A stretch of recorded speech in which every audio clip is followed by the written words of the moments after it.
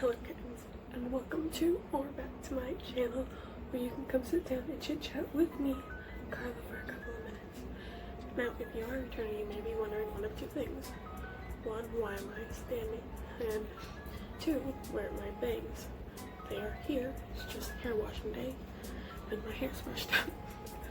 But today's video, I'm going to be showing you how I organize my calendar and the key system I use. Now, calendar organization is something I started probably in the 7th or 8th grade when I started getting into advanced classes. And it initially started with like the school planner, but inevitably I ended up getting my own calendar, which is this one. And as much as it was a good calendar and still is, it just got really small for how much stuff I was doing with clubs and schoolwork, a job now, and the program itself, which is why I moved up to a bigger calendar. Now this one itself is from Target, and I'll put up the price right here. And it is actually two-sided, so the other side is a 4-month planner, but those individual calendars are actually smaller than this one, so I went with the 1 month.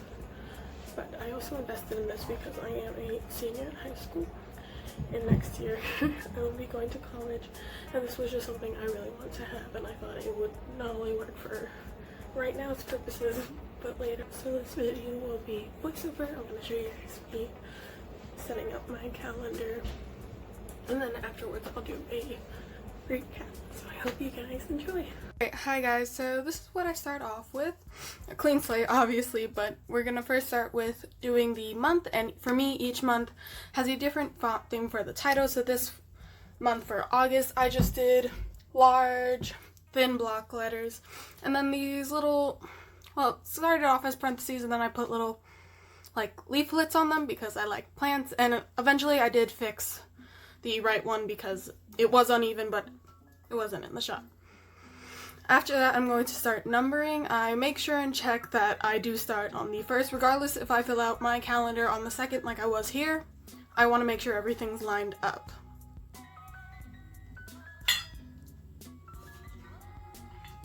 Also, I'd like to apologize, you can't see the bottom row. I wasn't aware of that until after I filmed everything. So the first thing I'm going to start off with is anything that is more than 2 days long. So this includes sleepovers. I'll put an arrow for it. So this one is my California trip, and it spans from the 13th, which is when I leave, until the 18th. And I do an arrow that isn't filled in, and we'll explain later. And so in cursive, I'm going to write California trip. This is important. So when I write things in cursive, it means that it's out of state or out of town. And then it being outside of the arrow also just helps me realize that I'm going to be away for a longer amount of times. So the second one I add is my ensemble retreat, and you see it's a bigger arrow because it's only 2 days and my wording is inside. Now the blocking is also different. Much like August, it's large and thin letters. This is to represent that it's self-initiative or self-reliant, even though it is a group, for example. Me getting there, what I do, and being in charge is all self-reliant. So the next thing I'm adding is just a normal dot. I don't know how to put that. In my normal handwriting, and what it is anything, and it has a time, and it's selective or repetitive events. I added my anniversary with my boyfriend, which was just a heart, but you're gonna see me going back and filling out when I work and the time periods, and that's because it's repetitive. So, right, so there I did fill out the bottom row, but you can't see it. There will be an ending. So next I'm filling out any other dates I know, meaning when I don't put a time, it's just a typical have to do. So what I'm filling in right now are summer work assignments that I'm filling out, like due dates for myself, and that doesn't have any time stamps or anything. It is just a typical have to do.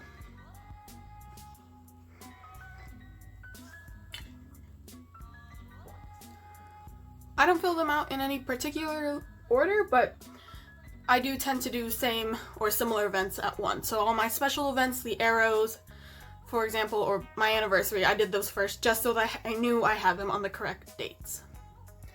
So the next thing you're going to see me do are these brackets, and that is like a reminder, as you might on your phone. It's not super important, but it's still something I'd like to know, and it stands out a little bit more than just like the typical how-tos or have-to-dos. My apologies.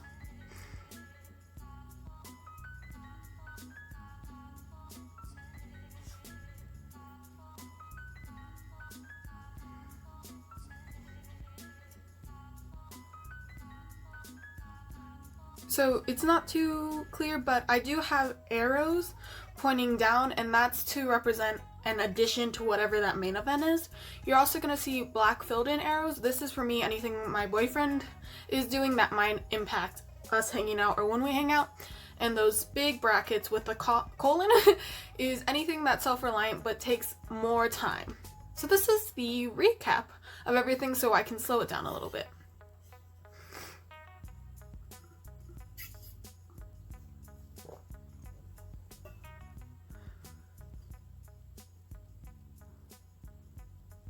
So my first point before we get into like the entire recap is that my method, what I do, and the memorization of everything is not for someone just starting into getting into calendar organization. It does take a lot of memorization and just trusting and knowing yourself. It's a really self-reliant thing. So when I first started doing calendar organization, I used really simple symbols like a basic arrow, a dot, an open dot, a star, a heart, one line, or 2 lines.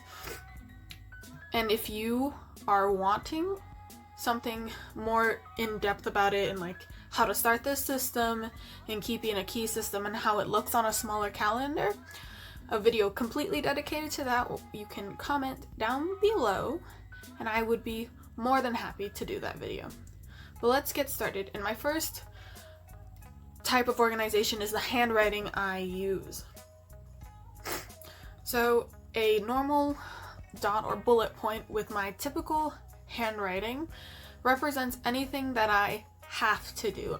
Really just like if you were to write a to-do list, they're just things I need to get done by then. Now, my normal handwriting and it having a time associated with it means it's repetitive or selective. It's something that happens more than once and has a certain time spot.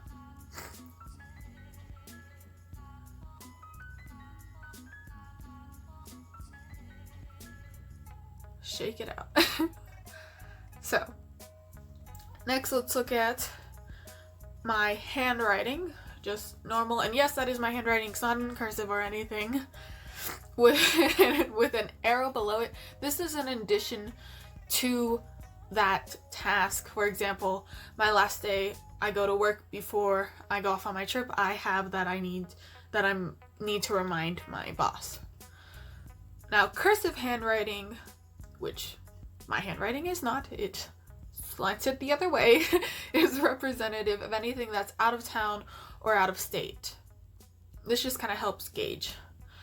So large block writing letters is anything that's self-initiative and reliant. So again, if you look at my calendar, fixing my sleep schedule and ensemble retreat were all in block letters.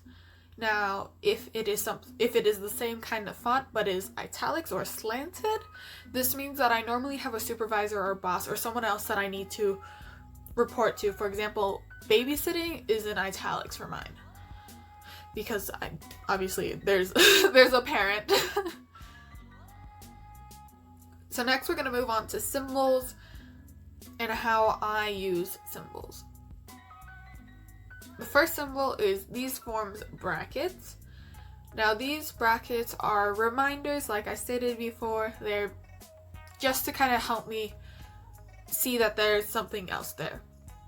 Next one is an empty arrow. An empty arrows refer to my time and anything that spans over 2 days. This includes sleepovers. I'll have an open arrow and normally write that whoever's sleeping over at my house.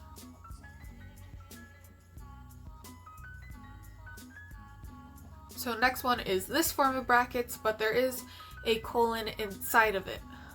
And this, again, dependent on the font of how it is, it's anything that I need to be reminded of, but normally it spans longer than just 1 or 2 days.